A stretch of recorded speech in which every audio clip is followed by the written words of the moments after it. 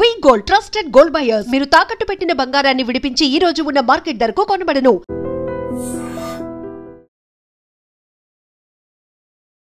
Hello sir. నమస్తే అండి.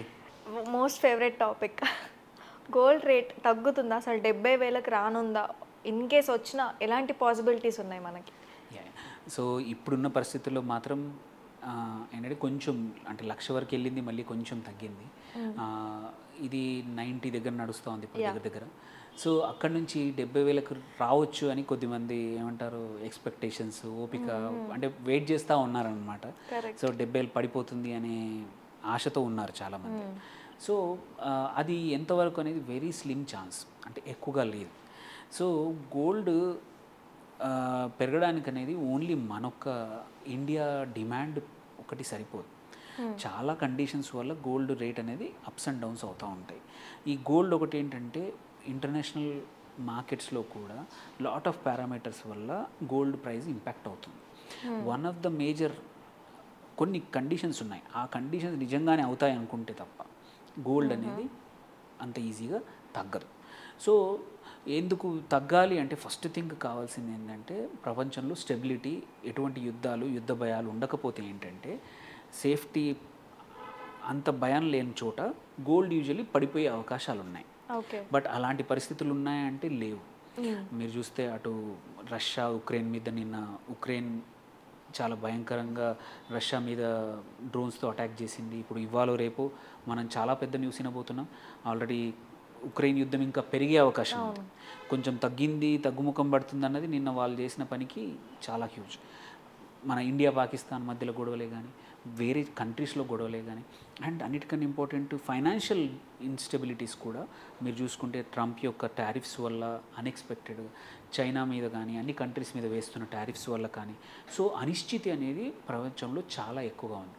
అనిశ్చితి ఉన్నప్పుడు యూజువల్లీ గోల్డ్ రేటు ఎక్కువగా ఉంటుంది. అనిశ్చితి లేని చోటనే గోల్డ్ తగ్గే అవకాశాలు ఉన్నాయి. ఓకే, సో అన్సర్టెనిటీస్ అయితే ఇప్పుడున్న పొలిటికల్ అన్సర్టెనిటీస్ కానీ ఎకనామిక్ అన్సర్టెనిటీస్ కానీ చాలా ఉన్నాయి. అవి ఇప్పుడైతే తగ్గుముఖం పట్టే అవకాశం అయితే కనబడట్లేదు. అలాంటప్పుడు గోల్డ్ ఇమ్మీడియట్గా తగ్గే అవకాశం అయితే లేదు. దెన్ ఇంకొక ఇంపార్టెంట్ ఫ్యాక్టర్ ఏంటంటే డాలర్ వాల్యూ. డాలర్ వాల్యూ పడిపోతే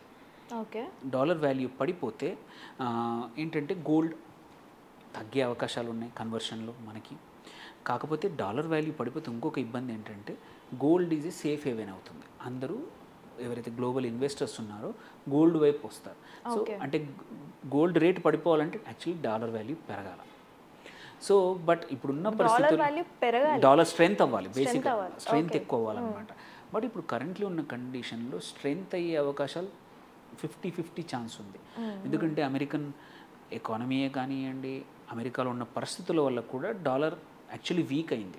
ఇప్పుడు చూసుకుంటే ఇండియాకి డాలర్ కూడా లాస్ట్ ఫ్యూ డేస్లో రేట్ 85 దగ్గరకు వచ్చేసింది. మొదలు 89-90 దగ్గరకు వెళ్ళిన కన్వర్షన్ ఇప్పుడు తగ్గిపోయింది. అంటే డాలర్ వీక్ అయింది.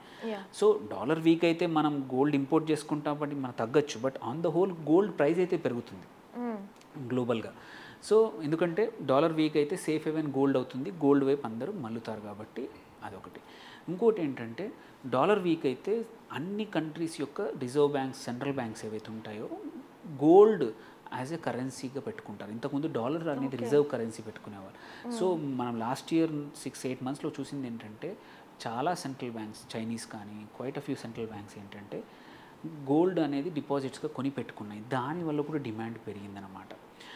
దెన్ థర్డ్ ఏంటంటే ఇంకొక రీజన్ ఏంటంటే చాలామంది గోల్డ్ ఈటీఎఫ్లు కానీ డిజిటల్ గోల్డ్ అని ఇవన్నిట్లో ఇన్వెస్ట్ చేస్తున్నారు as a investment. Because last year 25% పెరిగింది, ఈ ఇయర్ ఆల్రెడీ 35% గోల్డ్ పెరిగింది.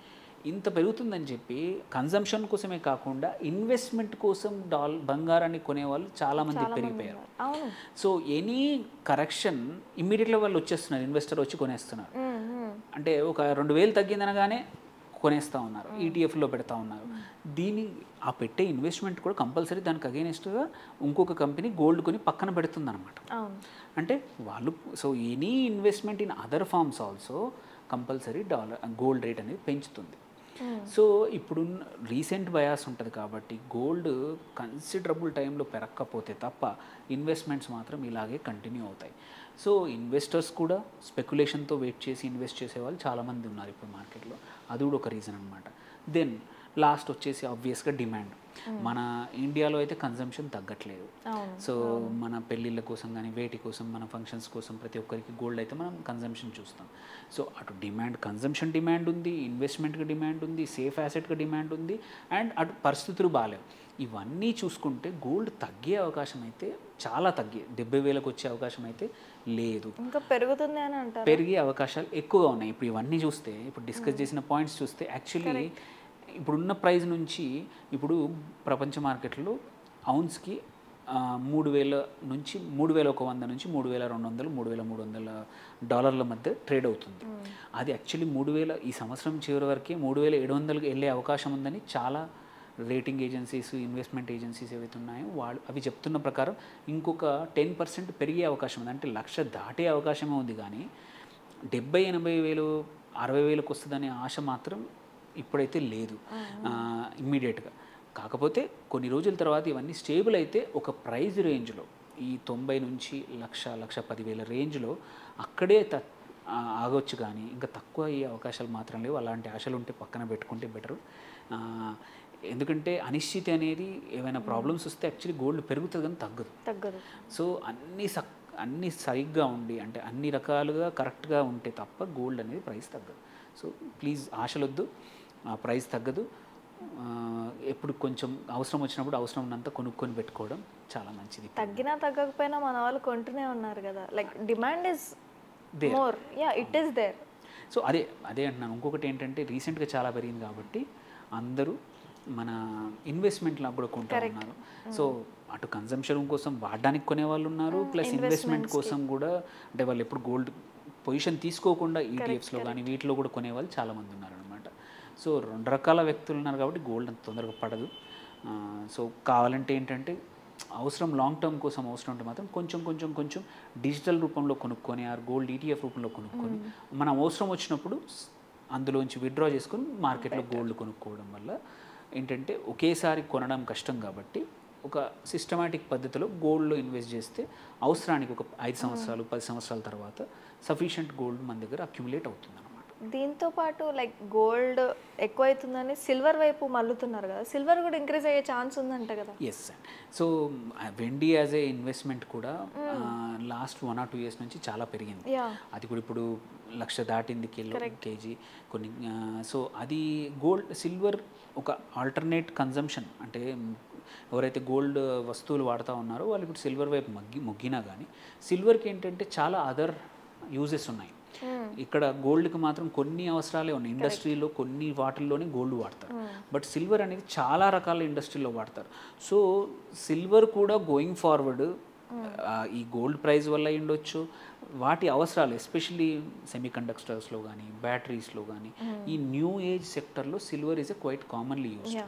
So going forward silver usage ఎక్కువ అవుతుంది కాబట్టి, అండ్ ఇటు గోల్డ్ నుంచి వచ్చే వాళ్ళు కూడా ఉన్నారు కాబట్టి సిల్వర్ ప్రైస్ కూడా గోయింగ్ ఫార్వర్డ్ పెరుగుతుంది. బట్ సేమ్ రేంజ్లో పెరుగుతుందో లేదు, బట్ పెరగడం అయితే పెరిగే అవకాశాలు ఉన్నాయి.